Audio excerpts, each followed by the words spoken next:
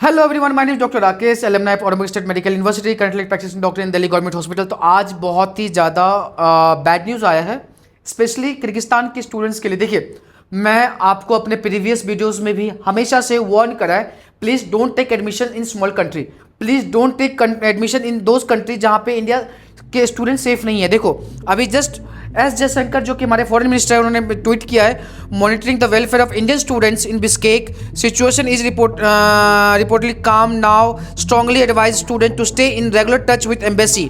उससे पहले एम्बेसी का मैसेज ये आया है, we are in touch with our students, the situation is presently calm but students are advise to stay indoor for the moment and touch with embassy in case of any issues.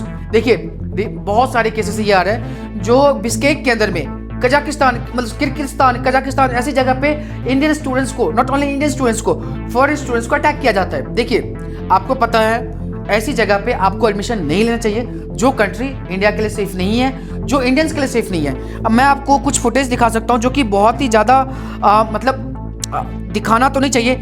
ये condition है Indian students का। देखिए कैसे घसीटा जा रहा है, कैसे इंडियन स्टूडेंट्स को टॉर्चर किया जा रहा है। ये देखिए कैसे बच्चों को टॉर्चर किया जा रहा है। आपके पास बहुत सारी फोटोज होंगे, आप इजीली इंडिया के किसी भी न्यूज़ चैनल में, किसी भी उसमें देख सकते हो आप, जो कि इंडियन स्टूडेंट के साथ में क्या किया जा रहा है। ये देखिए बच्चे कैसे डरे सहमे हैं। ये जैसे कि गेटअप में दिख रहा है, इंडियन स्टूडेंट्स जो कि लुंगी में है, जो कि इंडियन कपड़ों में है, उनको कैसे टॉर्चर किया जा रहा है, कैसे मारा जा रहा है, कैसे उनके साथ किया जा रहा है। तो प्लीज़ आप मत लीजिए एडमिशन्स। ये चीज़ें मैं आपको ये देख के आपके रोंगटे खड़े हो जाएंगे, जो कैसे हमारे इंडियंस के साथ में किर्गिस्तान के अंदर में इस तरह से किया जा रहा है। आपको कभी भी ऐसे कंट्री में एडमिशन नहीं लेना चाहिए। हमेशा से मैंने आपको स्ट्रांगली ये रिकमेंड करा है, जो Russia is safe, Russia is always safe for Indians. Russia में इस टाइप की सिचुएशंस कभी भी नहीं फेस करना पड़ता। ये देखिए कैसे अलग अलग फुटेज में अलग अलग तरीके से दिखाया जा रहा है, जो कैसे पूरे हॉस्टल्स को ख़त्म कर दिया गया है, तोड़ दिया गया है, वहाँ पे कैसे इंडियन बच्चों के साथ में किया जा रहा है। ये आप इजली पूरी सिटी को देखो, जो बिश्केक है ना, कोई छोटी सिटी नहीं है, ये किर्गिस्तान का नेशनल कैपिटल है। आप ये सोच सकते हो, अगर किर्गिस्तान का नेशनल कैपिटल सेफ नहीं है, अगर किर्गिस्तान के नेशनल कैपिटल में हमारे इंडियन सेफ नहीं है, तो वहाँ के स्मॉल टाउन्स में जो बहुत सारी यूनिवर्सिटीज़ है, वहाँ पे क्या सिचुएशन होगा। देखो, एजेंट हमेशा, जो कॉन्ट्रैक्टर है, अपने प्रॉफिट का सोचेगा, लेकिन आप अपने करियर के बारे में सोच सकते हो। आपके जो पेरेंट्स हैं, उन्हें अपने बच्चों के बारे में सोचना चाहिए। देखिए इन कंट्री में किस मेंटालिटी के लोग रहते हैं, क्या है क्या नहीं है, आपको पहले ही से समझना चाहिए। मैं हमेशा से बोलता हूँ जॉर्जिया को अवॉइड कीजिए, मैं हमेशा बोलता हूँ जो भी छोटी कंट्री है उसको अवॉइड कीजिए। इसके पीछे लॉजिक है, उसके पीछे वजह है। Russia is always safe for Indians. मैं लास्ट 10 ईयर की बात बता रहा हूँ, लास्ट 20 ईयर की बता रहा हूँ। कभी भी कोई भी रेसिज्म, कोई भी नेगेटिविटी, कोई भी चीज़ें, प्रोपेगेंडा अगेंस्ट इंडिया कभी भी रशिया में नहीं हुआ है। Indians is always safe. बोलता है ना हिंदी रूसी भाई भाई, अभी आप वॉर की बोलते हैं, जो वॉर है रशिया के अंदर में, इसलिए हम कजाकिस्तान जाएंगे, किर्गिस्तान जाएंगे। देख लो क्या हो रहा है कजाकिस्तान में, देख लो किर्गिस्तान के अंदर क्या हो रहा है। बात यह है बच्चे, वॉर रशिया में नहीं, यूक्रेन के टेरिटरी के अंदर में हो रहा है, यूक्रेन के अंदर हो रहा है। रशिया में एक वॉर नहीं है, यूक्रेन के रशिया के बॉर्डर में कुछ भी नहीं है। इवन बहुत सारी यूनिवर्सिटीज़ जो आप, अगर आप वॉर का इंपैक्ट है भी, तो आपको अवॉइड करना चाहिए, बॉर्डर सिटीज़ को अवॉइड करना चाहिए। ऐसी जगह जहाँ पे बॉर्डर पे लोकेटेड है, आपको ऐसी जगह एडमिशन लेना चाहिए जो बॉर्डर से 2000 किलोमीटर 3000 किलोमीटर डिस्टेंस पे है। Russia is always safe for Indians. University इतनी सपोर्टिव है, यूनिवर्सिटी की जो एडमिनिस्ट्रेटिव है वो इतने कोऑपरेटिव है, इसलिए मैं आपको स्ट्रांगली रिकमेंड करता हूँ। हिस्टोरिकल टाई अप है, रशिया कोई छोटा मोटा कंट्री नहीं, वर्ल्ड पावर है, न्यूक्लियर पावर है। कभी भी किसी टाइप का अगर वॉर लाइक सिचुएशन होता भी है ना, कभी भी रशिया पे कोई अटैक नहीं करने वाला है। In that situation Russia nuclear attack कर सकता है। इसी डर से कोई भी कंट्री रशिया पे अटैक नहीं करता, इसीलिए नहीं क्योंकि रशिया देखो वन साइड लास्ट 2 ईयर से Russia one sided military action किया जा रहा है यूक्रेन के ऊपर में। कोई भी कंट्री डायरेक्टली उसमें नहीं आना चाहता, क्योंकि पता है रशिया पे अटैक होने का मतलब वर्ल्ड वॉर हो जाना। उस टाइम पे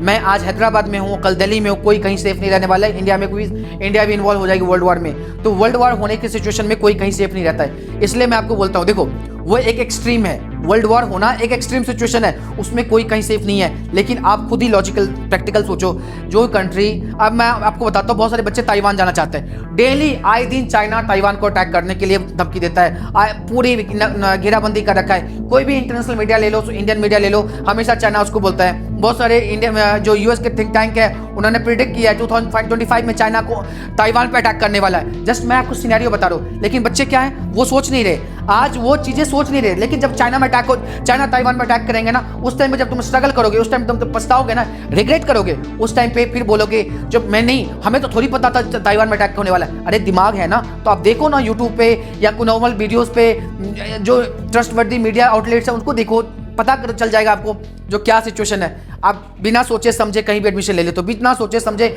आपने यूक्रेन में एडमिशन ले लिया, आपको पता था ना जो क्रीमिया का इश्यूज है, आपको पता था दोनों के बीच में कॉन्फ्लिक्ट है। क्यों?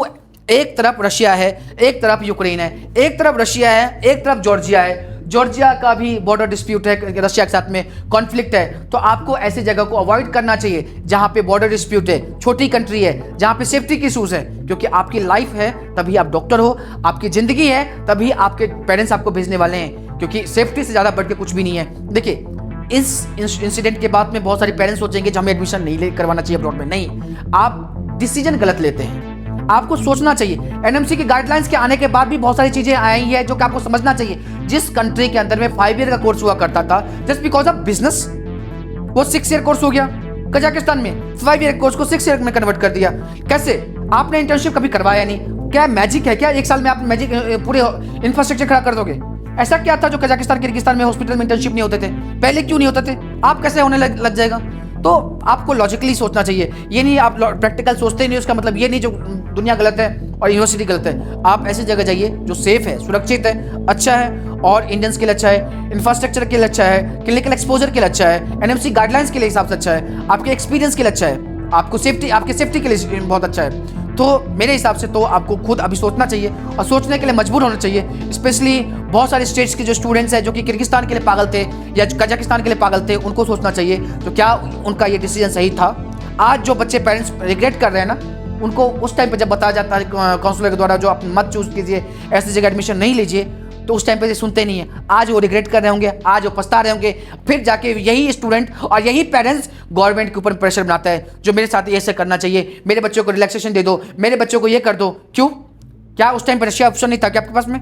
किर्गिस्तान आपको किसी ने जबरदस्ती भेजा था क्या आपको? नहीं, आपने खुद चूज किया है। यूक्रेन ने आपने खुद चूज किया था।